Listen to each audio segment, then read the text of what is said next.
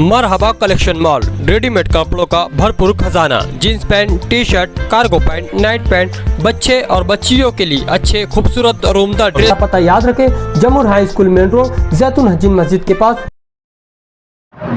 आज इस वक्त हम लोग जिस मकान में खड़े हुए हैं, 4-5 मई को यह मकान जल गया था और मालिक मकान जो यहाँ पर हैं, आप आ जाओ बेटा, आगे आ जाओ। ये लोग यहाँ रहते थे। ये कुछ 10 बाय 20 की जगह है अनवर शाबान नगर में। इस मकान के जल जाने के बाद ये गरीब लोग अपना मकान नहीं बना सकते थे। हमारे अनीस फ़हमी जो हमारी जमात के ज़िम्मेदार हैं, इन हज़रात ने आकर के इनसे मुलाकात की और ये बात कही कि हमारा घर जल गया है।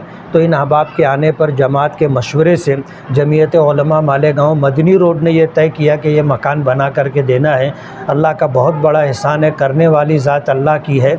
अल्लाह के फ़ज़ल व करम से जमीयत के मुआविनीन और उनके खुद्दाम के ताउन से अल्हम्दुलिल्लाह हमने ये मकान बना करके दे दिया है। अब ये लोग यहाँ इंशाअल्लाह रहेंगे।